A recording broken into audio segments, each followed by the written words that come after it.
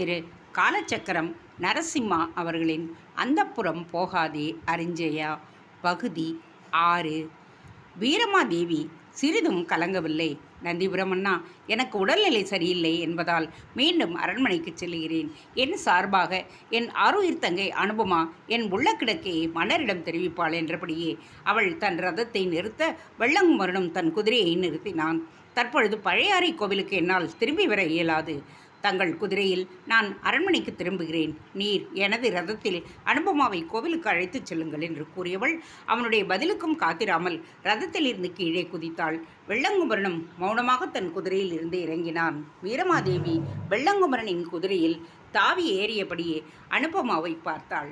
அனுபமா, நான் கூறியதை மன்னரிடம் தெரிவித்துவிடு. முற்றிய பழம் இந்த மாவடு எனக்கு தேவையில்லை. மண்கலயத்தில் அமுதத்தை அருந்துவதை விட தங்கக்கோப்பையில் ஆலகால நஞ்சையும் அருந்த நான் சித்தமாக இருப்பதாக மன்னரிடம் தெரிவித்துவிடு என்று கூசாமல் சொன்னவள் குதிரையின் விழாவில் தன் காலால் உதைக்க அது அலறிக்கொண்டு ஓடியது. வெள்ளங்குமரன் தன் குதிரையை என்றுமே உதைத்தது கிடையாது. அதன் வீதி ஏறியதும் அதன் பிடரியை தடவித் தருவான். குறிப்பினை உணர்ந்து குதிரையும் புறப்படும். வீரமாதேவி தன் ஆரீர் குதிரையை உதைப்பட்டதை காணச் செய்யாமல் தன் கண்களை மூடியபடியே அனுபமாவின் பக்கமாக முகத்தை திருப்ப அவனது அந்த செய்கை அவளை நெகிழச் செய்தது. குதிரையிடம் கூட வாஞ்சையை காட்டும் இந்த கம்பீரமான ஆண்மகன்தான் உண்மையிலேயே சுந்தர புருஷன். அவன் ரதத்தை செலுத்த தான் அதில் அமர்ந்து செல்லப் போகின்றோம் என்கின்ற நினைவே அவளுக்கு பரவசத்தை தந்தது. என்ன செய்வது என்பது போன்று தயங்கிய வெள்ளங்குமரன் பிறகு ரதத்தில் ஏறி அதனை தான் வந்த பாதையிலேயே திருப்பினான். மீண்டும் பழையாறை கோவிலை நோக்கி செலுத்தினான். தானும் வெள்ளங்குமரனும் தனித்து இருக்கின்றோம் என்கின்ற நினைவு அனுபமாவிற்கு சற்றே துணிவை கொடுத்தது. அவனால் தான் ஈர்க்கப்பட்டிருக்கிறோம் என்பதை அவனிடம் தெளிவுபடுத்தி விடலாமா? இதைவிட இதற்கு சிறந்த சந்தர்ப்பம் கிடைக்காதே. ராஜாதித்யனின் மூலம் வெள்ளங்குமரனை பற்றி பல தகவல்களை அவள் திரட்டி இருந்தாள்.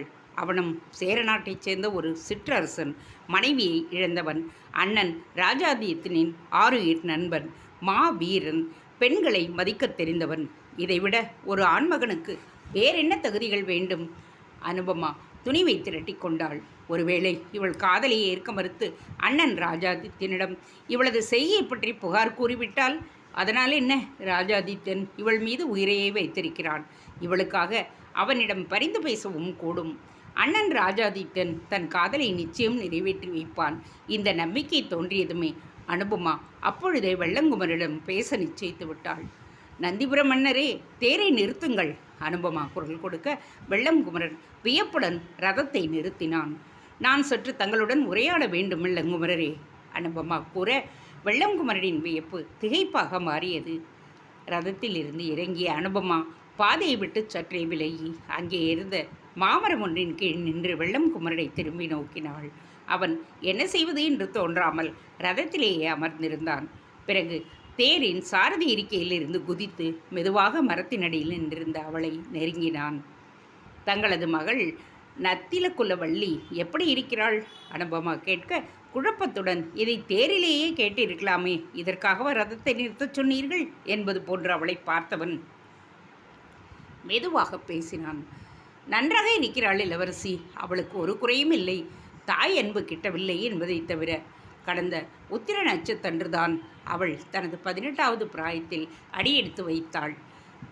வெள்ளங்குமரன் கூறினான். நன்று, உமது மகள் விவாக வயதை நெருங்கிக் கொண்டிருக்கிறாள் என்று சொல்லும். அனுபமா கூற வெள்ளங்குமரன் மீண்டும் குழப்பத்துடன் அவளை நோக்கினான்.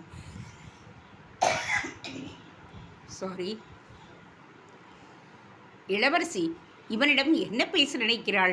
திடீரென்று நந்திக்குலவல்லியின் விவாகத்தை பற்றி தேரை நிறுத்தி அதுவும் மன்னர் அழைத்துள்ள நிலையில் பேச வேண்டிய அவசியம் என்ன? இளவரசி, தங்களை மன்னர் எதிர்பார்த்து கொண்டே இருக்கிறார். அவளுக்கு நினைவுபடுத்த விரும்பினான் அவன். ஒரு கணம் தயங்கிய அனுபமா தன் தைரியத்தை மீண்டும் திரட்டி கொண்டாள். நினைவில் இருக்கிறது வெள்ளங்குமரே, மன்னர் அநேகமாக எங்களது திருமணத்தை பற்றி ஒரு முடிவு எடுக்கக்கூடும் என்று தெரிகின்றது. அண்ணன் ராஜாதித்யனுக்கு சாளுக்கிய இளவரசி குந்தவையையும், கண்டருக்கு முனைப்பாடி வீரநாராயணியும், என் தமக்கை வீரமாதேவிக்கு பழுவேட்டரையர் மகன் அமுதவாணனையும், என்னை கொடும்பாளூர் இளவரசன் பூதி விக்கிரமனுக்கும் மனம் செய்து கொடுக்கப் போவதாக அந்த புறத்தில் பேச்சுகள் நிலவுகின்றன. அதை உறுதி செய்யத்தான் என் தந்தை இப்பொழுது அழைக்கிறார். என் தமைக்கு இந்த திருமணத்தில் சம்மதமில்லை. எனக்கும் தான். காரணம், நானும் என் மனதில் ஒருவரை வரித்து விட்டேன். அவருடன் சேர்ந்து வாழவே நான் ஆசைப்படுகின்றேன். அதனால்தான் உங்களை தேரை நிறுத்தச் சொன்னேன்.